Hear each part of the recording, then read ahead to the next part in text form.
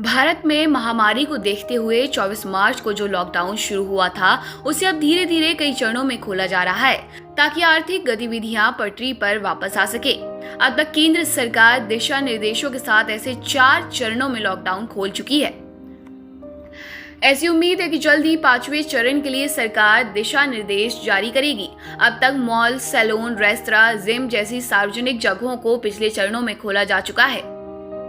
अभी तक cinema hall, swimming pool, entertainment park नहीं खुले हैं। सार्वजनिक समारोहों को लेकर भी इजाजत नहीं दी गई है। कॉलेज नहीं खोले गए हैं और स्कूलों के भी आंशिक रूप से खोले जाने की ही अनुमति दी गई है। तो ऐसे में लोगों के मन में ये सवाल उठ रहे हैं कि 5वें चरण में क्या क्या खोला जा सकता है।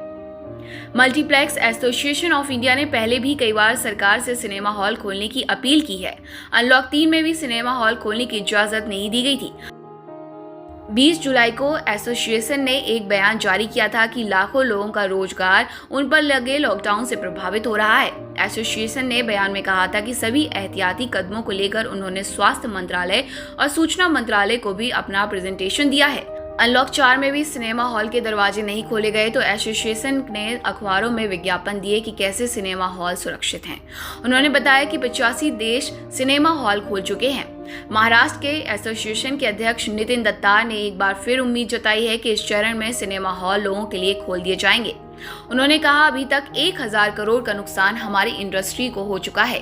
केंद्र सरकार अगर परमिशन दे तो देखना होगा कि राज्य सरकार खोलेगी या नहीं। कई राज्यों ने तो मंदिर खोल दिए, रेस्तरां खोल दिए, लेकिन यहाँ महाराष्ट्र में तो मंदिर, रेस्तरां और मेट्रो भी नहीं खुले।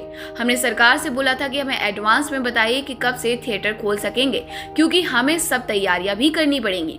केंद्र सरकार ने तो नहीं, लेकिन पश्चिम बंगाल की सरकार ने 1 अक्टूबर से सिनेमा हॉल खोलने की अनुमति दे दी है, लेकिन 50 लोगों से ज्यादा लोगों का इकट्ठा होना मना है। अभी किसी और राज्य ने ये फैसला नहीं किया है। हालांकि मनोरंजन राज्य सूची का विषय है और सिनेमा हॉल उसी के तहत आता है।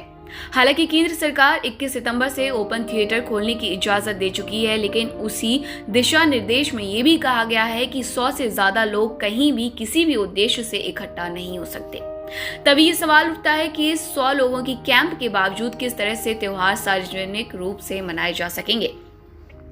अक्टूबर नवंबर के महीनों में देश भर में कई खास त्योहार आते हैं जो काफी धूमधाम से मनाए जाते हैं। दिल्ली में दशहरा के मौके पर भव्य रामलीला का आयोजन होता है। लव कुश रामलीला कमेटी के अध्यक्ष अशोक अग्रवाल ने बताया कि इस साल भी रामलीला का आयोजन किया जाएगा। वहीं दिल्ली सरकार का भी अब तक यही स्टैंड है कि सार्वजनिक समारोह में 50 से ज्यादा लोग शामिल नहीं हो सकते। तो शायद इस बार रामलीला का आयोजन अपने असल रंग में ना हो पाए।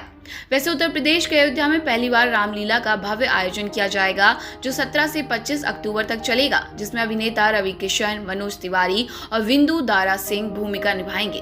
पहली बार अयोध्या में सरयू घाट पर 9 दिन के लिए रामलीला का आयोजन किया जाएगा। वहीं पश्चिम बंगाल सरकार ने दुर्गा पूजा के त्योहार के लिए पंडाल लगाने की इजाजत दे दी है, लेकिन कुछ दिशा निर्देश भी जारी किए हैं।